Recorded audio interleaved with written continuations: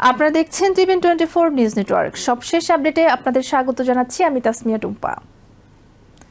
দেশের বিভিন্ন বিমানবন্দরে অভিবাসন আইন প্রয়োগকারী সংস্থা আইস নতুন করে অভিযান জোরদার করেছে বলে অভিযোগ উঠেছে।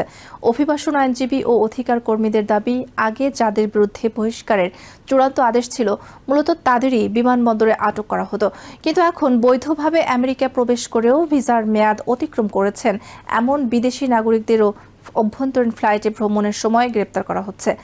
ওয়াশিংটন পোস্টের সঙ্গে কথা বলা 6 জন অভিবাসন আইনজীবী জানান, ওয়াশিংটন ডিসি অঞ্চলের 3টি প্রধান বিমানবন্দর রিগান ন্যাশনাল, ওয়াশিংটন ডালাস ইন্টারন্যাশনাল এবং বল্টিমোর ওয়াশিংটন ইন্টারন্যাশনালে সাম্প্রতিক সপ্তাহগুলোতে এ ধরনের অভিযান উল্লেখযোগ্যভাবে বেড়েছে। যাত্রীদের কেউ বিমানে ওঠার আগে আবার কাউকে বিমান থেকে নামার পর আটক করা হচ্ছে।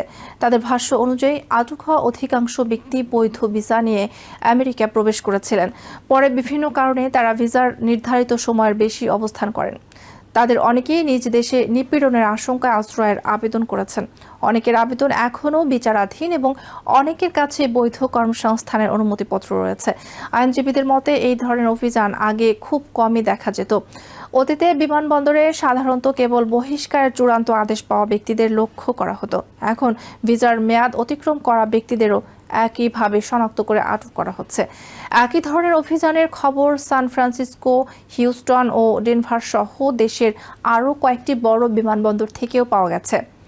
বিশেষজ্ঞদের ধারণা, ট্রাম্প প্রশাসনের কঠোর অভিবাসন নীতির অংশ হিসেবে দেশ জুড়ে এই অভিযান সম্প্রসারণ করা হচ্ছে।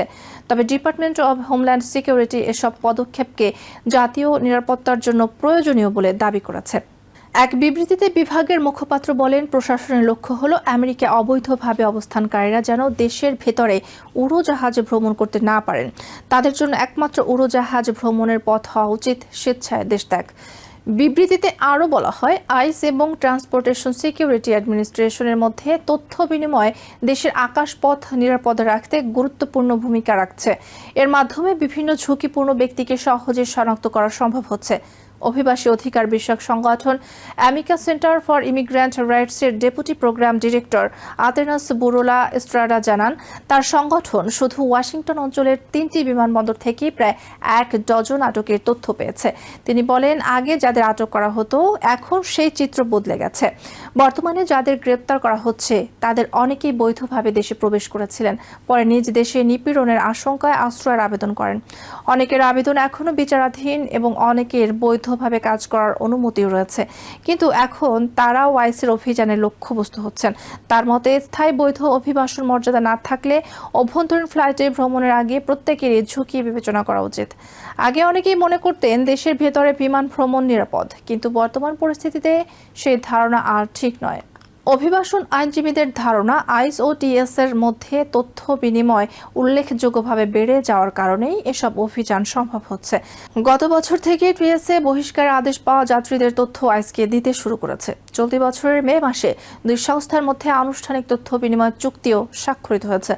এদিকে অভিবাসী অধিকার বিষয়ক কয়েকটি সংগঠনের জোট সামাজিক মাধ্যমে সতর্ক করে জানিয়েছে, ডিসি, মেরিল্যান্ড ও ভার্জিনিয়া অঞ্চলের বিমানবন্দরগুলোতে বৈধ কাগজপত্রবিহীন বিদেশি নাগরিকদের আটকের ঘটনা দ্রুত বাড়ছে।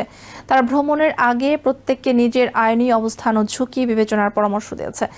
সাম্প্রতিক একটি ঘটনায় পল ছদ্মনামে পরিচিত এক ভারতীয় নাগরিককে হাওয়াই থেকে পরিবারের সঙ্গে ফিরে ওয়াশিংটন ডালাস বিমানবন্দরে অবতরণের পর আইস আটক করে।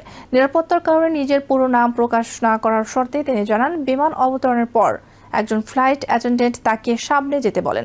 সেখানে সাধারণ পোশাকে থাকা 2 আইস কর্মকর্তা তার জন্য অপেক্ষা করছিলেন এবং সেখান থেকেই তাকে আটক করা হয়। তার দাবি, ভার্জিনিয়া আইসের একটি কার্যালয়ে নেওয়ার পর হঠাৎ তার বুকে তীব্র ব্যথা শুরু হয় এবং শ্বাস নিতে কষ্ট হয়। পরে তিনি হৃদরোগে আক্রান্ত হয়ে পড়ে যান। দ্রুত হাসপাতালে নিয়ে চিকিৎসা দেওয়ার পর আবার আইসের হেফাজতে ফিরিয়ে নেওয়া হয়। পরে আগের তদারকি কর্মসূচির আওতায় তাকে মুক্তি দেওয়া হয়। তার আইনজীবী জে.এস. মার্কস জানান, জাতিসংঘের নির্যাতন বিরোধী কনভেনশনের আওতায় তার মক্কেলকে ভারতে ফেরত পাঠানো যাবে না, তবে ভবিষ্যতে তাকে অন্য কোনো দেশে পাঠানোর চেষ্টা হতে পারে। মার্কস বলেন, বিমানবন্দরে এখন যে ধরনের অভিযান চলছে তা আগে কখনো দেখা যায়নি। অনেক মানুষ মনে করেন তারা কেবল পরিবারের সঙ্গে দেখা করতে বা ব্যক্তিগত কাজে অভ্যন্তরীণ ফ্লাইটে উঠছেন, কিন্তু বাস্তবে আইস, টিএসএ এবং এয়ারলাইন্সের তথ্য মিলিয়ে আগেই তাদের শনাক্ত করছে। আরেকটি ঘটনায় কেলির ভাষ্য অনুযায়ী তার মক্কেল প্রায় 4 বছর আগে ভিজিটর ভিসায় আমেরিকায় এসেছিলেন। নিজ দেশে নিপীড়নের আশঙ্কায় পরে আশ্রয়ের আবেদন করেন, যা এখনও বিচারাধীন। প্রথমে তাকে কয়েক ঘন্টা বিমানবন্দরে আটকে রাখা হয়। এরপর বাল্টিমোর, ভার্জিনিয়া এবং পরে লুইজিয়ানার একটি আইস আটক কেন্দ্রে স্থানান্তর করা হয়। চলতি সপ্তাহে ভার্জিনিয়ার একজন অভিবাসন বিচারক জামিন মঞ্জুর করলে বুধবার তিনি মুক্তি পান। তবে তার বিরুদ্ধে বহিষ্কার প্রক্রিয়া এখনও চলমান। কেলি বলেন, দেশ জুড়ে অভিবাসন আইনজীবীদের একটি অনলাইন গ্রুপে তার মক্কেল আটক হওয়ার সময় থেকে বিভিন্ন স্টেটের আইনজীবীরা একই ধরনের ঘটনার খবর জানাতে শুরু করেন। এতে স্পষ্ট হয়েছে এটি বিচ্ছিন্ন কোনো ঘটনা নয়, বরং দেশ জুড়ে একই ধরনের অভিযান চলছে। অভিবাসন বিশেষজ্ঞদের মতে, ট্রাম্প প্রশাসন এখন শুধু সীমান্তে নয়, দেশের অভ্যন্তরে অভিবাসন আইন প্রয়োগের কৌশল বদলাচ্ছে। বিমানবন্দর ও অভ্যন্তরীণ ফ্লাইটকে নজরদারি গুরুত্বপূর্ণ ক্ষেত্র হিসেবে ব্যবহার করা হচ্ছে। এর ফলে বৈধভাবে আমেরিকায় প্রবেশ করেও বিভিন্ন আইনি প্রক্রিয়ার মধ্যে থাকা হাজারো বিদেশি নাগরিকের মধ্যে নতুন করে উদ্বেগ ও অনিশ্চয়তা তৈরি হয়েছে।